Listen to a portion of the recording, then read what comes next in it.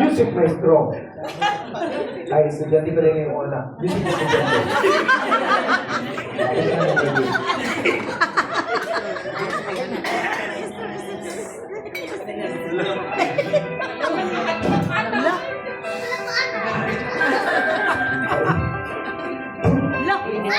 Wow! Pinapano sa TV mo!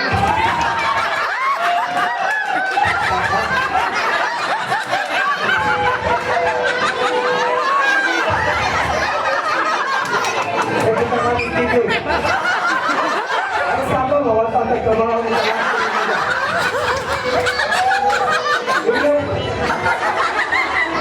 Mapakitalo yung baba.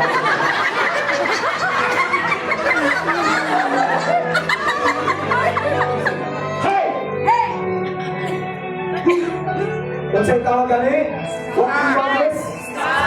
No, this is not star. This is called shawl. What is this? Hindi kami shawl. Ang tawag nila ni kay scar. Ang scar is being used by supervisors and principals. Maski walay winter sa Pilipinas.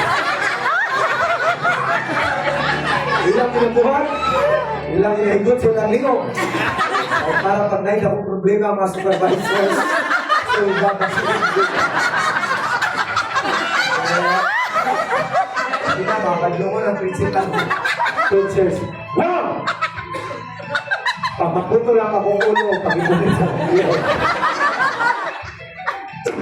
Wow! Wow, wala ka po sa ha? When you squeeze the star from the top to bottom, top, and then they will spread it out like this. You know why they will spread it out? It's because stars are transparent. You can see through it. And then they will pack it like that. And they will fold it. When they will fold it, and then a bird will come out.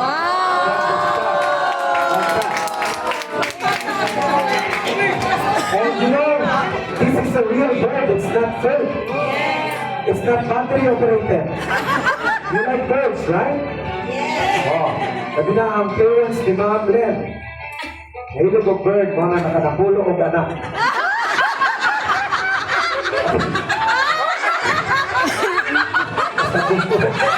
Mahilig og bird mo? Since I only have one bird, we are so plenty. Let's divide the bird. Don't worry, nothing will happen to the bird because no animals were harmed during this performance. For the first time, let's all shout our magic words for tonight. Happy birthday, Mamlen! Happy birthday, Mamlen! Look up! Pow! The bird is gone. Wala na ako nakita sa TV. I know, hinahanap-hanap yung bird. Here's the bird. Watch!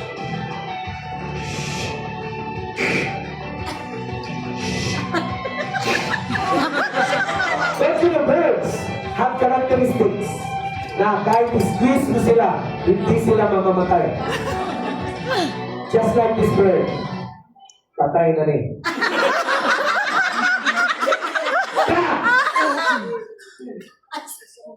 Eh, wala na yun. Here's the bird.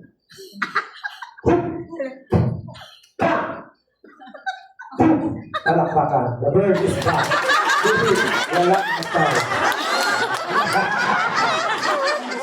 Bird is dead.